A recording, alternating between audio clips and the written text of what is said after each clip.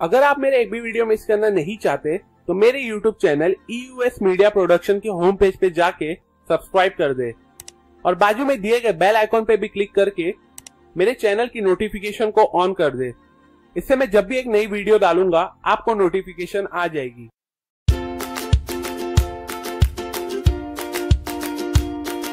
Hello friends, मैं जब भी एग्जाम के लिए पढ़ने बैठता हूँ मेरे डैड बार बार मुझसे एक ही चीज कहते हैं कि मेहनत से और मन लगा के पढ़ाई कर ताकि तेरे अच्छे मार्क्स आए और तुझे एक अच्छी जॉब मिले। अब ये सिचुएशन सिर्फ मेरी नहीं है बल्कि 99% लोग जो ये वीडियो देख रहे होंगे उन सब ने अपनी लाइफ में ऐसी सिचुएशन को फेस किया होगा। अब ऐसा इसलिए है क्योंकि ज्यादातर मिडिल क्लास फैमिली के पेरेंट्स को लगता है कि good marks is equal to success. लेकिन अब जो बात मैं आपको बताने वाला हूं उसे जरा ध्यान से समझे। थॉमस एडिसन को उनकी क्लास टीचर एडलेस समझते थे, मतलब कंफ्यूज और उलझा हुआ इंसान। एल्बर्ट आइंस्टाइन को उनके टीचर लेजी बुलाते थे और ये दोनों ही पढ़ाई में एकदम एवरेज स्टूडेंट थे, या ऐसा कहो कि ये दोनों पढ़ाई में सी ग्रेड स्टूडेंट थे। लेकिन इन सब ऑब्स्टेकल के बावजूद उन्होंने ऐसी इन्वेंशन करके बताई जिसे उन्हें सक्सेस मिली और आज हर एक ग्रेट स्टूडेंट उस इन्वेंशन को यूज करता है। अब इससे एक चीज तो क्लियर हो गई कि सक्सेस और रिच बनने के लिए जरूरी नहीं है कि आपके मार्क्स हमेशा अच्छे हो और ये भी जरूरी नहीं है कि आप हमेशा एक ए ग्रेड स्टूडेंट ही बनो। आज हर कोई ब्रिलियंट स्टूडेंट एप्पल, माइक्रोसॉफ्ट और फेसबुक जैसी कंपनी में काम करना चाहता है जिसके फाउंडर स्कूल टाइम पे एवरेज स्टूडेंट हुआ करते थे। लेकिन इन सब के बावजूद आज वो बहुत ज्यादा रिच और सक्सेसफुल है। इस वीडियो में मैं आपको बताऊंगा कि क्यों सी ग्रेड स्टूडेंट ज्यादा रिच और सक्सेसफुल होते हैं और क्यों ए ग्रेड स्टूडेंट को हमेशा सी ग्रेड स्टूडेंट्स के लिए काम करना पड़ता है। So let's begin. अगर ए ग्रेड स्टूडेंट को गौर से ऑब्जर्व किया जाए तो ज्यादातर टाइम वो ऐसी फैमिली को बिलोंग करते हैं जहां पेरेंट्स डॉक्टर, लॉयर या इंजीनियर होते हैं और मोस्ट ऑफ द टाइम वो अपने पेरेंट्स के फुटस्टेप को ही फॉलो करते हैं ताकि वो भी एक डॉक्टर, लॉयर या इंजीनियर बन सके। अब ये सही भी है पर कहीं ना कहीं गलत भी। सही इसलिए है क्योंकि आपके पास ऐसी डिग्री आ जाती है जिसे सोसाइटी में बहुत ही ज्यादा इंपॉर्टेंस और रिस्पेक्ट दी जाती है। पर अब इसमें गलत क्या है? मान लो आपकी या आपके डैड की सैलरी है 50,000 रुपीज, जिसमें से 40% टैक्स पेमेंट में चला जाता है और फिर डेली एक्सपेंसेस और बिल पेमेंट के बाद आपके या आपके डैड के हाथ में हार्डली कुछ पैसे बचते हैं।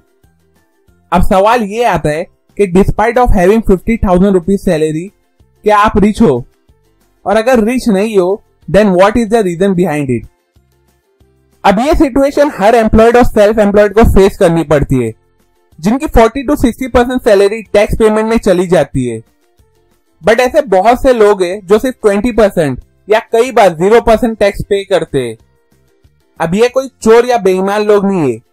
It include businessman and investor जो स्कूल टाइम पे बी या सी ग्रेड स्टूडेंट हुआ करते हैं लेकिन फाइनेंशियल नॉलेज में they are extremely smart. Now what do you mean by financially smart?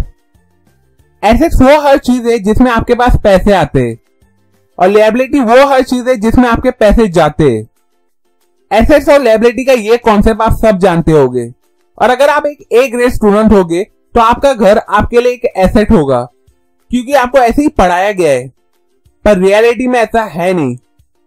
आप अपने घर के लिए अलग अलग तरीके के टैक्सेस, मेंटेनेंस और इंश्योरेंस भरते हो जिसमें आपके पैसे खर्च होते हैं और जिसकी वजह से आपका वो घर एसेट्स की जगह लायबिलिटी बन जाता है।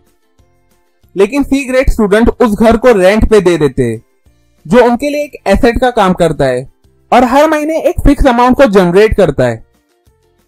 एसेट और लायबिलिटी के यही एक्चुअल और प्रॉपर यूज की वजह से सी ग्रेड स्टूडेंट रिच बनते जाते हैं पर A grade student middle class ही रह जाते हैं। रिच पीपल ट्राई करते रहते हैं कि वो अपने एसेट्स को इंक्रीज करते रहे, अपने बिजनेस को बढ़ा के, स्टॉक मार्केट में इन्वेस्ट करके या रियल एस्टेट के थ्रू। इसलिए अगर वो काम नहीं भी कर रहे फिर भी ये एसेट्स उनके लिए हर महीने इनकम को जनरेट करती रहती है। वहीं दूसरी तरफ ज्यादातर मिडिल क्लास लोगों के पास एक हाई प्रोफाइल जॉब होती है जैसे कि डॉक्टर, लॉयर या इंजीनियर जो उनकी ओनली सोर्स ऑफ इनकम होती है। अब इस इनकम को इन्वेस्ट करने की जगह वो अलग अलग लायबिलिटी खरीदते हैं, लेकिन जब वो रिटायर हो जाते हैं और काम करना बंद कर देते हैं तो उनके हाथ में कुछ नहीं बचता है और फिर यही लायबिलिटी उनके लिए एक्सपेंसेस को जनरेट करती है, जिसके लिए उन्हें अपनी लाइफ टाइम सेविंग या पेंशन पे डिपेंड रहना पड़ता है। इसमें कोई गलत बात नहीं अगर आप अपना करियर एक नॉर्मल जॉब से शुरू करते हो और स्लोली स्लोली हायर पोजीशन पे पहुंचते हो। मैं समझ सकता हूँ कि जॉब पे लगते ही सबका ड्रीम होता है एक नया घर लेना या एक बड़ी कार खरीदना, लेकिन ऐसा करने से आप लायबिलिटी को खरीद रहे हो और गलत जगह पे पैसे इन्वेस्ट कर रहे हो, जिसकी वजह से आप कभी भी रिच नहीं बन पाओगे।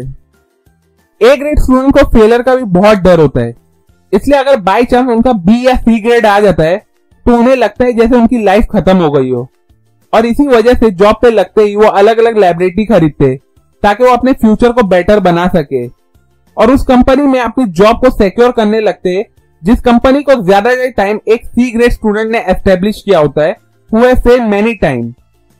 And this is how A grade student actually work for C grade student. इसलिए अगली बार अगर आपके पेरेंट्स कहते हैं कि study hard to get a good job, उनके बोलने का मतलब ये है कि स्टडी हार्ड ताकि आप एक सी ग्रेड स्टूडेंट के लिए काम कर सको। अब इसका मतलब ये नहीं कि वो आपको पसंद नहीं करते या दे डोंट लव यू, पर रियलिटी तो ये है कि ज्यादातर मिडिल क्लास और पुअर फैमिली की थिंकिंग यही है। ये आपको डिसाइड करना है कि आपको ए ग्रेड स्टूडेंट बन के सी ग्रेड स्टूडेंट्स के लिए काम करना है या खुद सी ग्रेड स्टूडेंट की तरह रिच और सक्सेसफुल बनना है। Choice is yours. ये बातें मैंने आपको एक बहुत ही famous book why A student work for C student से बताई है। अगर आप ये बुक पढ़ना चाहते हैं तो डिस्क्रिप्शन में दी गई लिंक पे जाके आप ये बुक खरीद सकते हैं।